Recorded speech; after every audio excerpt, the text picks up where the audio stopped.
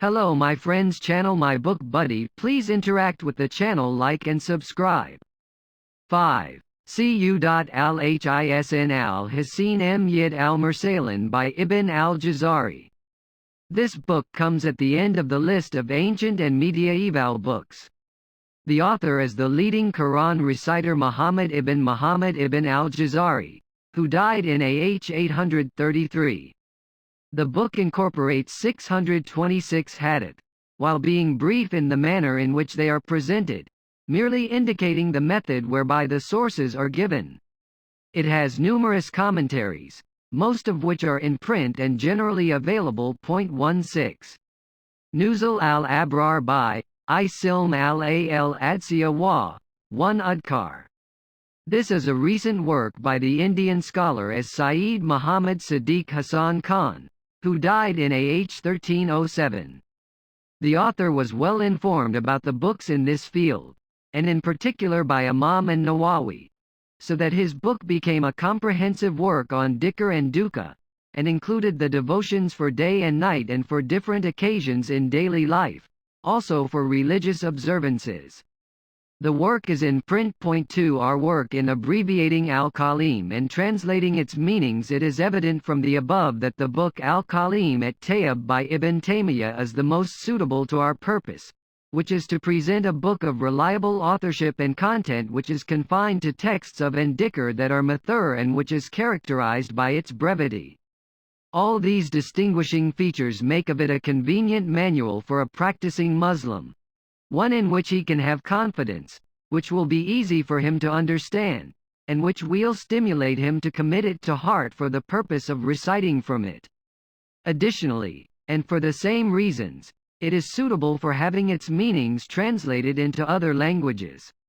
In order to realize this twin purpose, of being accessible to readers of Arabic and being within easy reach of readers of English, we have followed a well-established practice in making a shortened version of the original book compiled by Shaykh al-Islam ibn Taymiyyah, which we have called Goodly Word, a concise version, observing in our shortening of it the following considerations.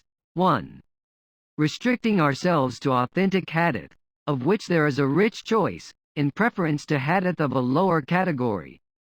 Having confined ourselves solely to mathur hadith, it is natural for us to choose those that are most reliable. We found our task of verifying the hadith made smooth by the fact that this had already been dealt with in masterly fashion by our venerable traditionist Sheikh Muhammad Nasir ad-Din al-Albani with surpassing expertise in that he had already edited the book, giving the sources of the hadith and distinguishing those that were authentic from those that were not, with clarity and thoroughness, in his edition of the Goodly Word in AH 1385 and in compiling his book Sahih al-Kalim which appeared in AH 1390. We have therefore followed what Sheikh al-Albani has undertaken. To him and to the publisher of the two books, our respected friend and scholar Sheikh Muhammad Zuhair Ash-Sha'ish, we extend our heartfelt gratitude. 2. For the sake of brevity we have avoided such repetitions as may be found and have omitted hadith with long preludes if suitable alternatives are to hand, the object being to achieve texts of dukkha and dhikr in abbreviated form, one likewise omitting those hadith for an understanding of which lengthy background information would be required. Even with such abridgment, the book still remains of a fair size, in that the hadith included in this shortened version number 180, which is nevertheless a sufficient number for those whom Allah has rightly guided. We have provided in the margin shortened explanations that are not to be found in the original book and have also vocalized Arabic words where necessary. As for the translation of the meanings into English, we have observed the same considerations as in our translation of the two books 40 hadith and 40 hadith Qudsi. These being, 1. That two persons, one of whom is an Arab and the other an English Muslim, should collaborate in the translation, thus ensuring an accurate understanding of the Arabic text and its religious background, together with a readable and accurate rendering in English. 2. That we should exercise extreme care in conveying the meanings and yet should adhere as far as possible to the structure of the original Arabic. If we have been obliged to add a word in order to make clear the meaning, we have placed it between square brackets and have shown in a marginal note why this was necessary. 3. We have retained the Lord's name in its Arabic form without translating it. Also such technical terms as hadith, dukkha, and dhikr, all of which we have treated as collective nouns, and have kept the principal phrases of invocation such as dmah and in Arabic, though in transliteration for ease of reading and so as to make it possible for the non-Arab to read and pronounce them. 4. For translations of the meanings of the Holy Quran we have used the meaning of the G. Glorious Quran by the English Muslim Muhammad Marmaduke Pickthall. 5. That the printing of FHE translation should be placed opposite the Arabic text for ease of reference. Dukkha and dhikr that are not mathur. Our examination of books of dukkha and dhikr, old, medieval, and contemporary, reveals that the trend of reliable scholars in authentication is unanimously towards the mathur, for the mathur as we have previously mentioned begins with what is mentioned in the Holy Quran, which is the word of the Almighty, who is more true in statement than Allah. 1. And who can be more truthful than Allah in utterance? 2. Or with the hadith of the Messenger of Allah. May the blessings and peace of Allah be upon him, for Allah the Almighty says, and whatsoever the Messenger giveth you, take it. And whatsoever he forbiddeth, abstain from it. 1. And he, may the blessings and peace of Allah be upon him, said, if I have ordered you about something in your religion, then act upon it. 2. The Messenger of Allah, may the blessings and peace of Allah be upon him, was endowed with the gift of words so that his dukkha and, in addition to being things that Allah had taught him, are distinguished by comprehensiveness, eloquence, and succinctness. Thus to employ some dukkha or dhikr that is as to implement the guidance of the Almighty and that of the noble Messenger by being obedient to both Allah and His Messenger, and by employing the best known and dhikr that are available.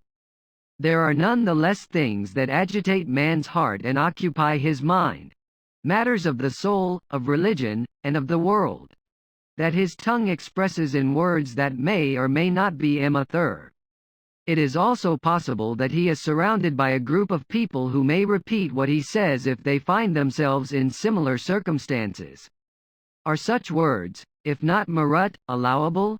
Scholars have provided answers to this, in particular when commenting on 2 authentic prophetic hadith concerning the dukkha, to be used after uttering the tashahhud 3 in one's prayers. One of them is the hadith to be found in both al-Bukhari and Muslim and which is on the authority of C. Abdullah ibn Mas'ud, may Allah be pleased with him, and contains the wording of the tashahhud. At the end of it the Prophet, may the blessings and peace of Allah be upon him, says, then let him choose from the dukkha, that which appeals to him most. Imam al-Nawawi says in the explanation of this hadith, he may use such dukkha as he pleases from the matters of the afterlife and of the world so long as it is not wrongful, and this is our doctrine and that of the majority of scholars. However, Abu Hanifa, may Allah have mercy on him, said, only those supplications are allowed that appear in the Quran and the Sunnah. 1. The second hadith, which was given by Abu Dawud on the authority of Muka, may Allah be pleased with him, is that the Prophet, may the blessings and peace of Allah be upon him, said to a man, what do you say in your prayers? He said, I say the tashahhud and I say, O Allah, I ask you for paradise and I seek protection of you from hellfire. This is because I do not have the ability or knowledge to murmur the dukkha, as you and Muka do. The Prophet, may the blessings and peace of Allah be upon him, said, we murmur about them. 2. As Sankanal said in commenting on the hadith, from this it is inferred that one is permitted to utter any wording one wishes, either mathur or otherwise. 3. If this is permissible in the prayer itself, then it is even more permissible outside it. Such permissibility, however, must be accorded its due weight and one should not extend it in practice by deviating from the to that which is not mathur, which, though permissible, is not preferred.